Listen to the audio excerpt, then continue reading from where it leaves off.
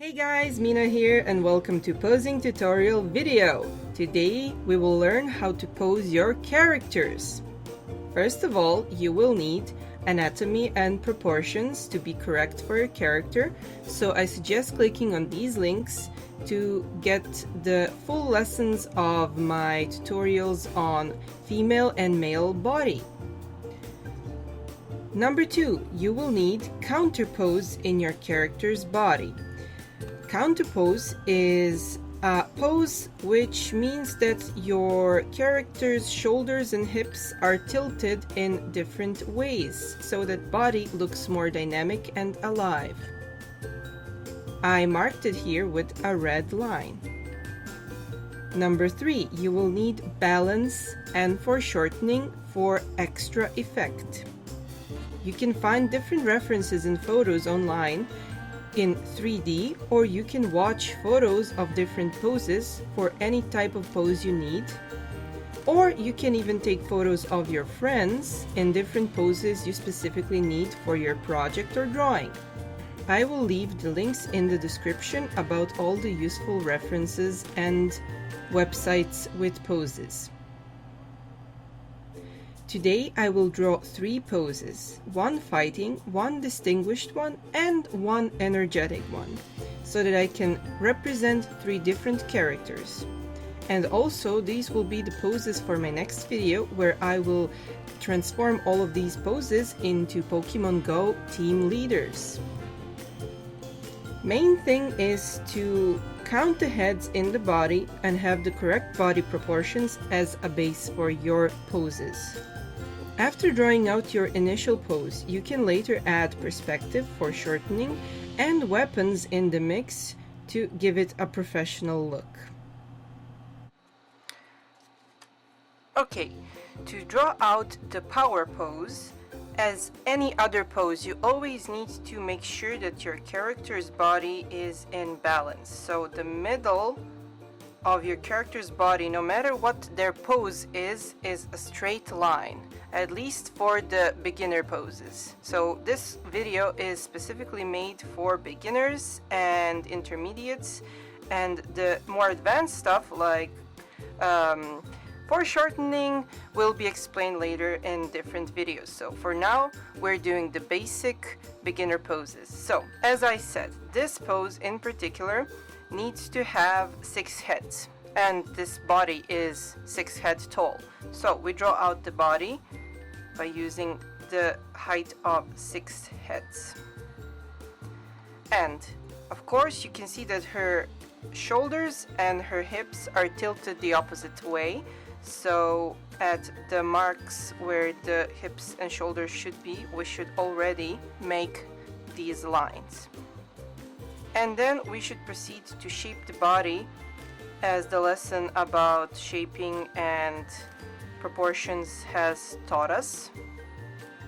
And now, when we have the base for the body, some sort of like a bathing suit shape, I'm trying to make these characters as genderless as possible so that the people that draw females and males don't feel left out. So the first thing, you will see that the legs don't stand next to each other. They are more wide apart, and that's because this leg here is mostly straightforward and this leg here has a bent shape.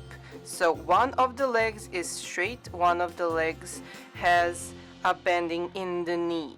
And of course, you need to pay attention how many heads is in this body, as we learned, because proportions are already included in this lesson, and I won't be explaining this part because you already got the lessons about that. So I'm skipping forward straight to the shaping of the body into a battle pose. So what's important for a battle pose is to make wide spread legs, but always make sure to keep the entire body in balance, to keep this straight line going through the middle of the pose. Otherwise your body will be falling down. It will look way out of balance, and it will be looking like it's floating awkwardly or just standing there about to fall down. So make sure you have this line always in the middle, in the center of your pose.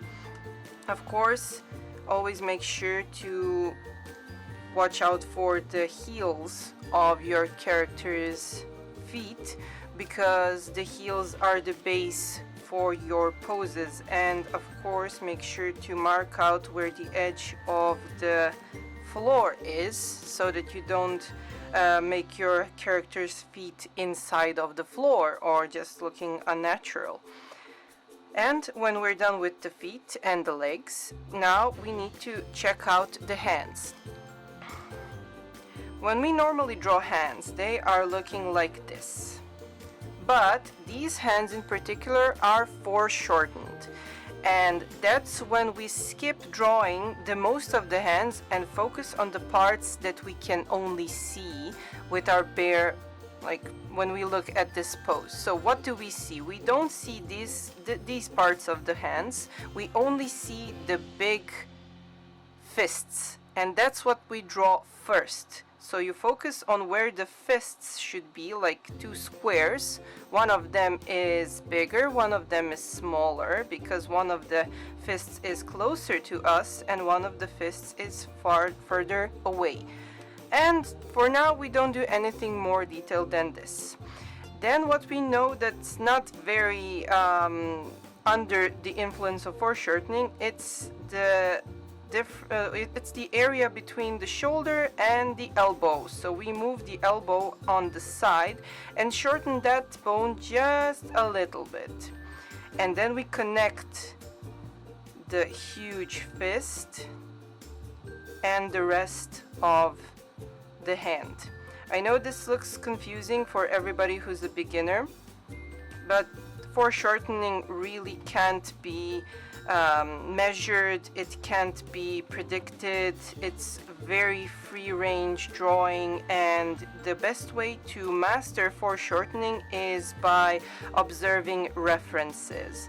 You can check out reference photos from different magazines, take photos of your friends who are in battle poses, check out 3D models online I linked to you, or just check out any other form of 3D models in different poses, and you will see that foreshortening makes everything look more alive, more 3D, but it's also confusing, and you just can't control the amount of size, for example, size of this fist. I know that in some cases in manga, people are drawing fists way bigger, way more huge to emphasize the incoming hit. So try to emulate that, but also try not to get yaoi hands. It's a bit of a joke when the hands of the character are just way too big. So foreshortening is fun because you don't have any rules regarding it. You can just make the foot bigger if it's like closer to your face or the face of the intended opponent, and just play with it, test it out, see if it's for you. And just try not to make it too big, and also always use reference photos. Okay, so let's go to another pose. For the more distinguished pose for a cooler character, whether it's male or female, the base of your character should always be, well, of course, there should be the straight line that's preventing your character from falling over. And then you should split your character into 6 heads just to make sure that everything is in place. And the base for this particular pose is actually in symmetry. You should start by drawing out a symmetrical character, just drawing it like you would draw any kind of a standing body with their feet spread, well, their legs wide apart. And then you should slowly start implementing the counterpose. So what I did is I just added the counterpose like this and got the hip to be a little bit on this side so that we get a more alive pose, but still have a very basic and very symmetrical pose in the entire character, because usually the characters that represent power and discipline and strength of mind are actually represented standing in a symmetrical pose with their hands crossed, or just with their arm showing at us, like Uncle Sam and stuff like that. So you can definitely play a bit, but also remember, counterpose makes everything way more exciting. You can switch this pose a bit around if you like. You can put one foot away and one foot facing us. You can make this arm completely normal, just use the size of the head for this part of the arm, then add one more head for this part of the arm, and add the hand. Also, if you want to spice this pose a bit, you could do what I did on this example. We will draw both examples here. And you can draw a normal hand with a fist. But if you want to make this look a bit more edgy or professional, or add some depth, then you can add a enlarged hand facing towards the observer, like Uncle Sam Wants You poster, or just with a hand that's showing towards us.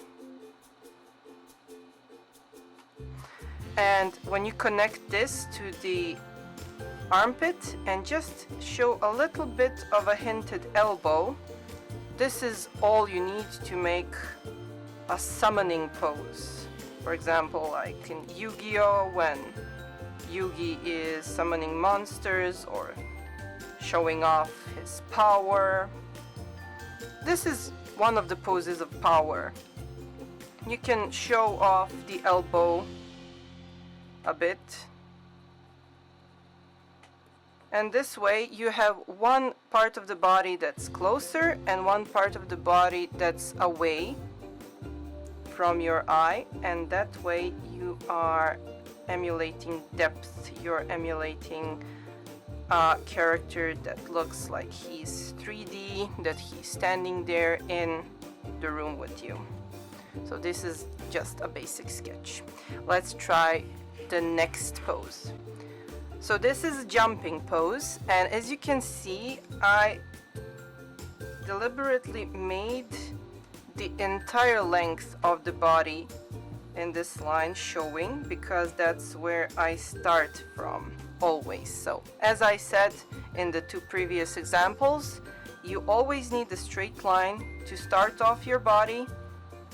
Then you need to divide it into heads. And when you divide it into heads, we start shaping the pose.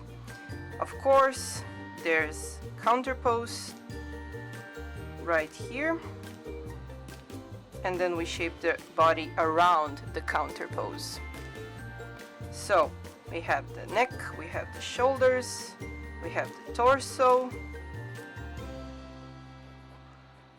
and we just scatter the legs and arms around so that they look like a seemingly realistic pose. For poses you think of like by heart, don't expect them to look too realistic, because they're usually just for practice, and it's always good to just test out something on your paper and see what kind of crazy poses and stories and characters you can get out of it. So you don't always need to start off with only references, but when you do something more serious, references are always the best way to go. Okay, so the length of the thigh bone in this particular pose is quite normal. It's just thrown a bit to the right. For this leg, it's thrown a bit to the left. They're the same size, the same length. But look at what happens with the areas under the knees. This leg is almost like a little angle, just a tiny little weird looking shape.